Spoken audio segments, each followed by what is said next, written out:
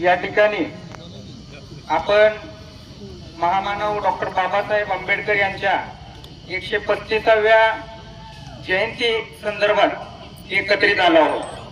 कारण गेल्या काही दिवसापासून एक मेसेज फिरत आहे की 2 मिरवणूक सोलापूरमध्ये निघणार आहेत। आतापर्यंत सर्व भीम सैनिकांनी प्रत्येक नेत्यांनी जो निर्णय घेतला तो मान्य केला, भले तो पक्ष बदलण्याचा असू दे, संघटना बदलण्याचा असू दे किंवा संस्था बदलण्याचा असू दे, त्या प्रत्येक निर्णयाला भीम सैनिकांनी पाठिंबा दिला आहे। कारण बाबा हे आमच्या समाजाचे नेते आहेत म्हणून।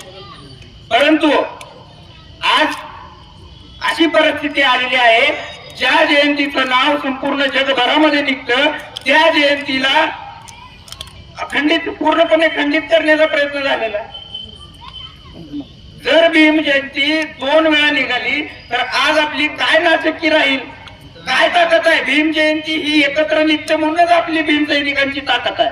जर आज ही ताकद मोडीत काढण्याला नेते जबाबदार असतील तर या नेत्यांना धडा शिकवण्यासाठी भीम सैनिकही तेवढंच तयार असतात।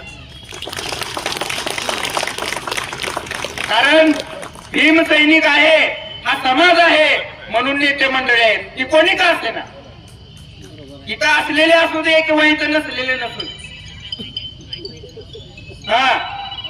जे काय सर्वांसाठी भीम सैनिक, तुम्ही मी बी भीम सैनिकच आहे। म्हणून माझी एक विनंती आहे, मध्यवर्ती ही कशासाठी स्थापन होते? प्रत्येक मंडळावर नियंत्रण ठेवण्यासाठी, मंडळावर येणाऱ्या अडचणींना सामोरं जाण्यासाठी मध्यवर्ती स्थापन होते। तर मग माझी एक विनंती आहे, या मध्यवर्तीलाही आणि त्याही मध्यवर्तीला, तुम्हाला जर वाटते आम्ही मध्यवर्ती खरी, त्यांना वाटते त्यांनी मध्यवर्ती खरी, तर माझं एक म्हणणं आहे, 2 बेस 2 टॉपची परमिशन जी मध्यवर्ती काढून देईल ती मध्यवर्ती सर्व भीम सैनिकांचे मंडळ आहे। लावा तुमची ताकद, तुमच्या राजकारणाची किती ताकद आहे तेवढी ताकद लावा आणि परमिशन घेऊन खुला चॅलेंज खुला प्रत्येक भीम सैनिकाचं।